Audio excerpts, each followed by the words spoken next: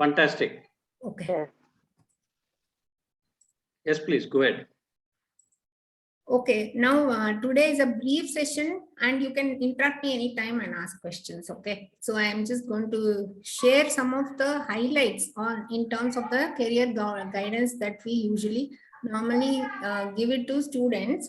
It's actually basically, let me tell you, it's ideal to start off from 9th standard so that we do all the tests, get the report, get their get to understand what kind of a candidate he or she is, etc.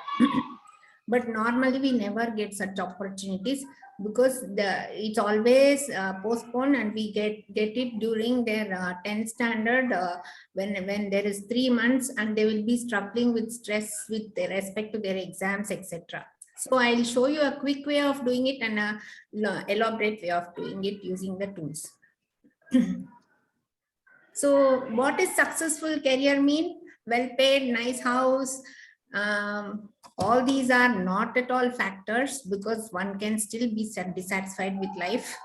And interest, tired of hearing that I have a potential but I've lost interest in studying and I cannot focus in my 10th standard or second PUC anytime. And then upgrade, I have been working in this company for last 10 years, but now I am fired. I am felt as redundant in the company. These are the common things that we keep hearing, which seem to be quotes unsuccessful. So what are the things that we need to do to prevent this happening? So career and course. See, basically there are two different things. Career is the profession and it is the goal basically, and course is path towards the goal. And normally whenever somebody comes to you for career counseling, they'll mix and match career and course. So we need to define this to them before we ask them questions.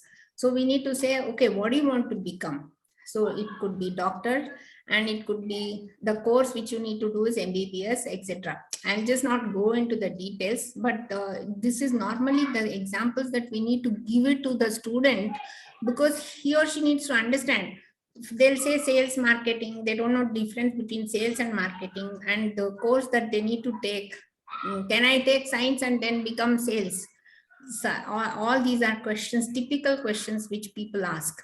And software engineering, what do I do? Any engineering will lead me to software? I mean, these are the clarifying questions that students ask, and we should be in a position to answer them clearly and make them mull over whatever we have spoken before they ask the next one. So I'll come to the questioning part later.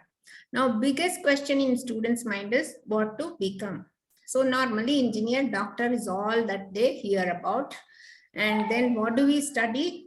They would have heard diploma, they would have heard PUC. Some of the students who cannot afford to study for long duration with no consultation or with less consultation, they would have ended up in PUC. Last week, there was one candidate who came with the PUC, which was totally unwanted because he just couldn't afford to study for more than 3 years after 10th. And I would have recommended diploma or certification courses for him to take up jobs. So these are the things which people will end up with. So now what we need to tell them is, give them an example, tell them, so now suppose you decide to go to a place. So if you are going on a vacation, what do you decide first? Do you decide place? So that is the destination. So that is the career that we are talking about. So why, and then you can tell them how before you go, and when you're planning to go to take up that, go to that destination, what all do you do? If you're going to your grandparents' house, what set of clothes you'll keep? If it's summer, winter, what are the types of clothes you do? Those are the things which are equivalent to the education that you need to take up when you have decided the destination. Any questions? No. Okay. Why decide on education before a career? Okay. The education is important after when you decide, when they have 2-3 options, because one of the reasons is It's not just engineer or medicine or lawyer or any of those conventional roles that we have heard about. We have we have seen we are seeing that there are a lot many options that are coming up in this era. Basically, more so even after the COVID pandemic. For example, if I want to take UX designer, this one, the first one, see, that actually doesn't need any science. Although it looks like a designer, it doesn't need any science course. All it requires is creativity and somebody who can draw, sketch well, because that is the profession where which is being sought after with respect to, let's say, UI. So for any application designs or for any software, if they have to come up with a front end user interface, it's not engineers who create them. They are basically artists, creative artists who create those things. So that is a well sort of job right now. Or it could be like sports marketing manager. The sports marketing manager, somebody is interested in sports. So for various reasons, they cannot enter into sports actual playing or competing in a match or something like that. But still there is so lot of scope in terms of managing the sports itself. See, there is something called Olympic, I think its name is Olympic Court Star or something. I've forgotten the name. They are into this management of sports, basically. Olympics Gold Quest, okay. They do they need research. For example, if you see all the TV sports, when the matches are going on, there's a lot of statistics that come out, right? And so that research, that data analysis, or content writing or content production, they're all part of that sports marketing role. I think those are those, there are a lot of job opportunities there. And similarly, when we say somebody cannot get into medical field, but the paramedics 4 years course is so sought after course that they almost are similar to the medical courses which are there, and there is shorter courses and they can earn faster, quicker and more. So these are the examples that we can share. There are many. Content writer is one of the sought after job again. So another example is Infosys was hiring. This is like old data, but new data is no different, because that design background is what people need in terms of job opportunities. It's not just engineers. Or they could be looking, Google was looking out for psychologists. Why? For the user experience. As I told you, the UI, the front end, the color, the appealing pictures and appealing images, all these require a different expertise. Engineers, the computer engineers cannot get into that field. So these are some of the careers which are very, very interesting. And the salary is also very high. It's almost equal to or more than engineers sometimes. So summary is, world is changing and we have new age careers. And what do you need to do when you're not taking science? Arts and commerce have enormous scope. In fact, arts is something which gives you biggest number of jobs compared, and followed by that is science, and the last one is commerce. So arts can never be neglected. That's the reason why we need to keep probing the student to find out the interest of the student and then suggest the appropriate career. Then decide on the goal first, which is career, and then decide what you need to study. And then now you need to know yourself. That self-awareness is important. I'll come to that little later, what I mean by self-awareness in terms of suitability of job and course. So first career decision, next education, then know yourself. And when you know yourself, there are 4 other things which the student need to ask. 4 C's, I call it. What is contentment? Contentment, job satisfaction. So that is most important. They need to question themselves whether they'll be satisfied in that job. So which means they need to understand a little bit more about the job, the goal that they have, they're going to determine. Then compensation, salary, etc. Competence. How's the competence? For example, software engineer needs to keep upgrading herself lifelong till one is there in the career. There is no going back. So, and then commitment always brings to success. So stick on to the job, stick on to the role, stick on to that domain, etc. become more important for them to become expertise. So how do I decide? What are the parameters for the decision? Personality. These are the things which I mean by self-awareness. So personality, what kind of a person you are? For all these, we have small tests and larger tests, which I'll show you at the end of the session. So what kind of a person am I? If I'm an introvert, obviously I cannot take up roles like sales, marketing, etc., which involves a lot of communication, talking, negotiation, etc. Similarly, interest. What are the kind of activities that I like? So there was one candidate who was very creative, who wanted to take up dance. Because of parental pressures, he had to take up in, science, which he never liked. And then he was doing very badly, and finally his motivation was coming down. So these are counseling cases which come to us where they have their interests are different, and whatever they've taken totally is a mismatch. Then aptitude. This is something which we insist that it's a general ability that is naturally come to an individual. So why lose on that? If you have an aptitude towards performing arts or fine arts or anything like that, try to see if you can match that with the career profession, because ultimately you'll get satisfaction with your career. Lastly, the aspiration. With all these, with less aptitude also one can be successful, provided one puts in effort. Provided you have aspiration, what you want to be and what you want to see yourself. So personality cannot change to a large extent.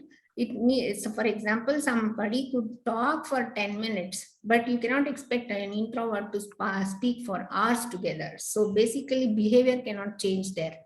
But rest of the things can change based on your aspiration. You can get trained or you can improve yourself, whatever means you can follow, you can improve on that and become successful.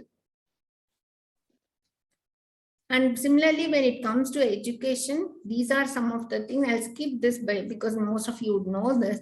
Skills, attitudes, and knowledge are some of these things should be in place when a student is getting educated. This is all the assumptions we make, that there's confidence, motivation, etc.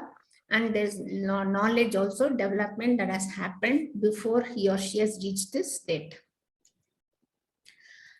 Then, so we say that education needs these 4 pillars, which is knowledge, skills, attitude, and value. Then you have to make a choice with respect to profession. Whether you want to pursue profession after 10th, or you want to continue further training at whatever state. Okay, except PUC. PUC is just a stopgap arrangement kind of a thing, because that involves further education. So decide at every point whether you want to continue in terms of education, or you want to choose a profession. These are the 2 choices that you need to keep asking. Then career choices are plenty, but you need to be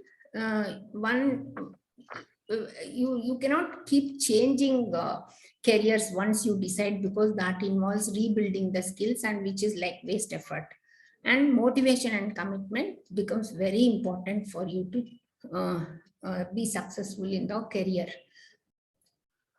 So career is choice by plan rather than chance. This is what we need to insist, because if you make a wrong choice, and changing to another career may not be difficult, but the effort and the skills upgrade, etc., would cost you.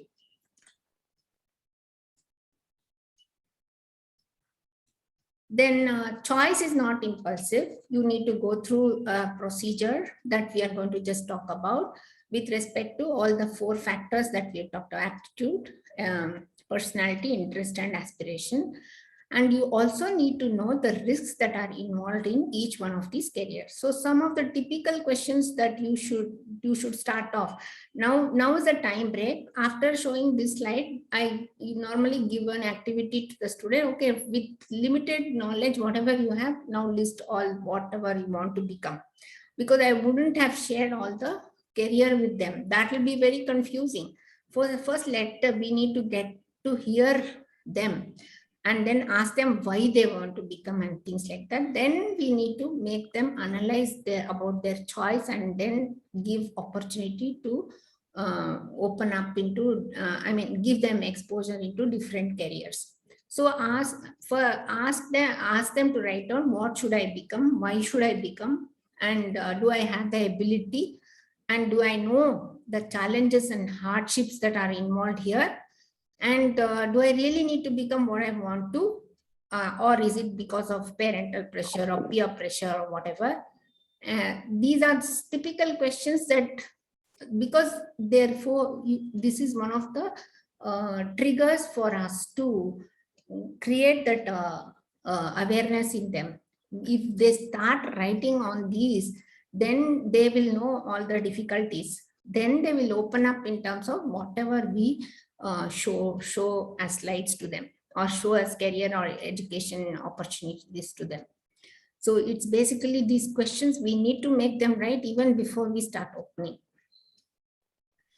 And then finally, we need to insist on this. It's not all about marks. Subject is not equivalent to career.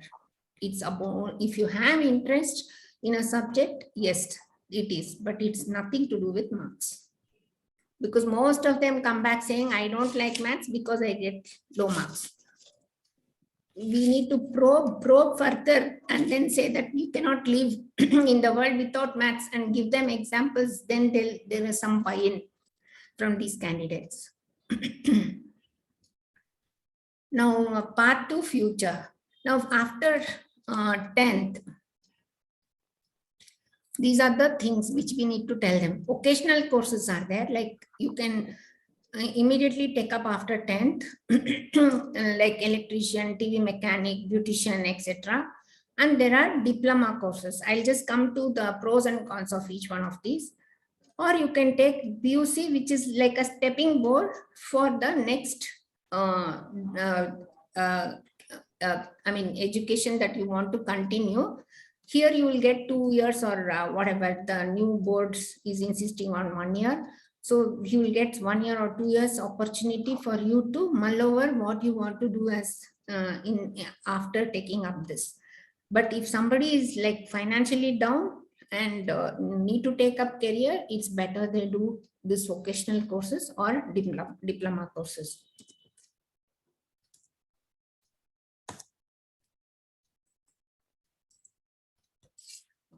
Yeah. Then you have degree, and we'll come to that degree later. And then you have this. Now, occasional courses are after 10th. It is about 6 months to 3-year course. It's basically skill-based, 40% theory and 60% practical. Most of the time we find that there are students who do not want to study more, or they cannot really focus on a lot of things. So it is better such students take up these vocational courses. They are both technical and non-technical. Like beauticians, stenographer is losing its shine, but still there are lawyer courts which hire them. Then there is housekeeping, lab technician, data entry. Data entry is picking up for and then TV mechanic, electrician, etc. One second, Patrick, there is only 10 minutes, so we log into the same Zoom call, right? After yeah, we will log into the same thing. Yeah.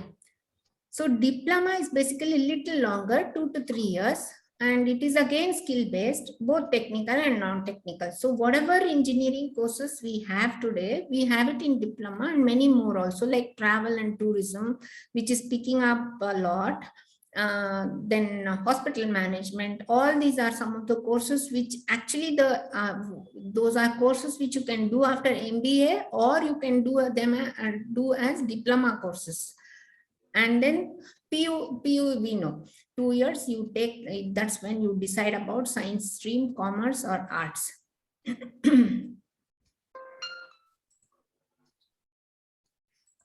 Disadvantages and advantages of each. Occasional, you can get the job quickly and you can start own work. You can either work under someone or you can start your own work like automobile mechanic and things like that. Then less study, skill oriented. Disadvantages, lower position there and less salary.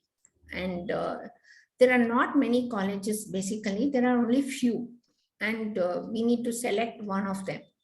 They're called as semi-skilled workers. Next is diploma, job, again quick job, medium studies, skill oriented, but there are a lot of companies which hire them. They're hired at the starting position, but their promotion will always be delayed compared to engineers in the technical role. And longer career path and medium income. Income is also, salary is also less compared to degree or masters. Sorry, Meera, Yeah. is Shilpa is trying to get inside. Is she there? Okay. See if you can just admit her. No? Yeah. Shilpa, Nazneen and Kumud. Please admit them. Thank you. Yeah, thank you.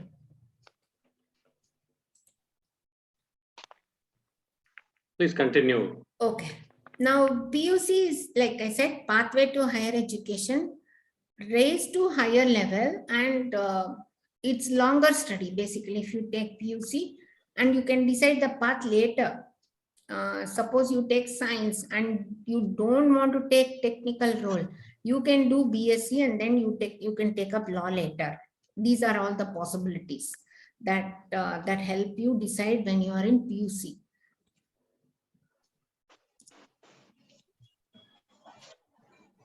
Okay. So examples are, some of these are examples of vocational and diploma courses. I'll be sharing this so I don't have to go through unless you have any questions here. See, the I want to focus on the non-technical part. Non-technical part, hotel management, retail management, travel and tourism, banking are some of the higher jobs which are sought after these days. In travel tourism also, they become so specific. For example, health tourism. There are a lot of people coming from Dubai for surgeries in India. So the whole entire management of their tourism and the surgery aspect, everything end to end is managed. So these are some of the things which are evolving. Any questions here?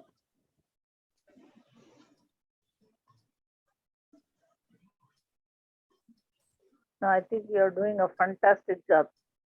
Thank you, Kalyan.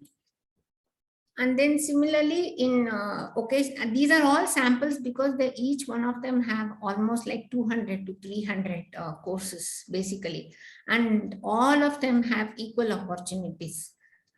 And agriculture and veterinary is another thing which is like only known, people whose family is into that would know that. Many people won't even opt for this.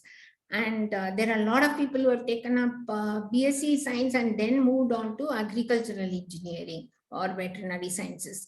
So these are some of the things which are again very, very, what do I say, evolving. And where can you study all these? These occasional courses are actually in ITIs. And by the way, I just read paper 2 days ago. ITI was not given prominent focus for the last couple of years. But now central government has taken up this as a focus area, and now they are actually promoting a lot of ITIs. They have some target figures for each state. So that is going to be the main focus from this year onwards. And we have diplomas in the polytechnics, and there are several institutes, training institutes, which are recognized, which give these occasional certificates. And then coming to the streams, we know science has compulsory streams. And I'm not focusing on optional subjects because each one of these colleges, for the sake of money, they introduce a lot of optional subjects. And so whatever is relevant for that stream is alone I've mentioned here. So we know physics, chemistry, math or biology, and then languages. And some of them offer computer science, electronics, and home science. Commerce is like compulsory subjects are these: accountancy, business studies, and commerce. Optional subjects are maths and statistics, which are relevant for commerce, because I want to show you how statistics in commerce leads one into different career later. That's the reason why I've showed here. And of course, arts is one thing which have, as I told you earlier, it has largest number of career opportunities, and optional subjects for arts is plenty. And here I have just brought in psychology and sociology. One second, somebody else wants.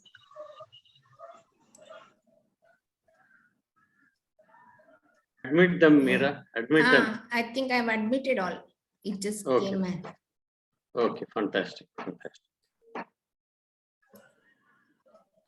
Okay. So these are some of the typical examples of degree after PUC. You can take literature in arts or master in history or psychology or any of the things. The list is huge. Actually, we normally don't discuss the huge list because students will get confused. So you keep it at the side, and if they're really interested in arts and want to know the opportunities, then you can give them based on the test report that we have. Then we can give the options. Otherwise, it's very confusing. And by last week, I got there was a student who came to me with reports from these online. They pay huge amount and get the reports, right? I found two things. First and foremost, there were conflicting statistics in terms of his interest and aptitude, and which was throughout there was conflict in that report. And secondly, when he went for that test, he had few things in his mind as career options. The way they have listed in terms of the career options confused him thoroughly. So he got very confused and he had come for us. So it's important in terms of how we conduct the test and how we interpret as well. That's the first time I started disbelieving the automated test tool that generates the report. Sorry, Meera. Yeah. We have just 1 minute time. After 1 minute, this particular Zoom session will close. Kindly log in with the same link. Thank you. Continue, Meera. Thank you. So now degree pathways are multiple, different exams, different coaching, different colleges. This is what we need to expose. If you take science, then it's not just engineering or medicine. And in medicine also, there are a lot of people who get confused because CET is some old style. We need to upgrade them in terms of the entrance exams that are there. JEE now has mains and advanced. And CET is state-based, and BITS is another autonomous college which conducts tests. These are the only tests. Thank God the entrance exams are all simplified right now for these two courses. And then pure science, we need to promote this as well. See, when people, this engineering especially, I want to tell you, people just get into the engineering stream. There are like 6